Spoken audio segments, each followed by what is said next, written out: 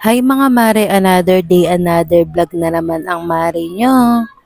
Niyaya na nga ako ng anak ko na pumunta kami dito sa may barbershop. Magpapagupit daw kasi siya at mahaba na yung buhok niya. O, diba? Seryoso yan. Fast forward nga mga mare tapos sa siya gupitan dyan. O, diba? Ang pogi na yan. Binigyan ko na nga siya dyan ng pambayad niya. Tapos after niya magpagupit, pumunta na nga kami dito sa may grocery. Nagugutom daw siya.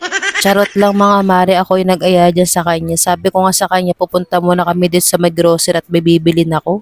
Yung iba namin kasing stock sa bahay mga mare wala na kaya bibili muna tayo ng paunti-unti. After nga namin kunin yung mga kailangan namin, pumila na nga kami dito at babayaran na namin to. Maghahaponan na nga yan mga mare tapos bumili na nga ako nitong isda, iteterno kasi natin to sa may pakbet. Kapag gulay kasi mga mare yung niluluto ko talagang tineterohan ko ng pritong isda ganun.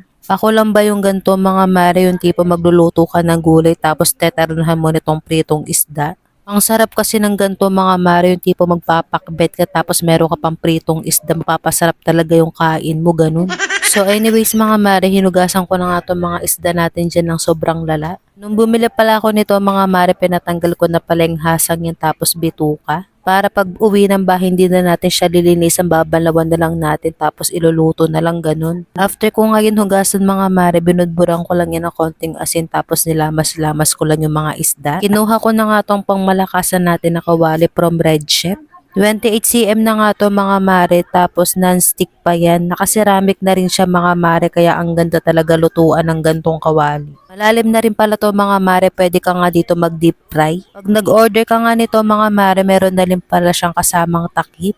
So balik nga tayo dito sa niluluto ko mga mare, ginasa ko na nga dito itong sibuyas kamatis. Menekos-mekos ko nga lang yan hanggang maglanta tong mga kamatis natin.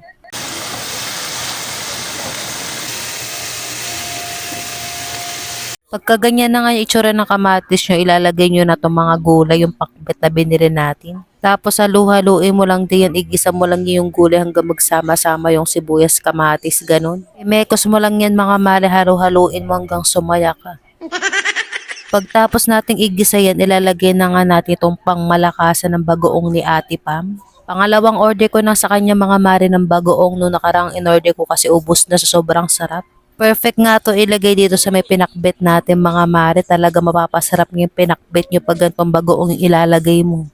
Sobrang sarap nga ng bagoong niya mga mare. Minsan nga ito na lang talaga yung inuulam ko sa kanin ganun. So ayun na nga, balik na nga tayo dito sa niluluto ko mga mare. Hinalo-halo ko lang yan hanggang mag-mix yung bagoong dito sa may gulay.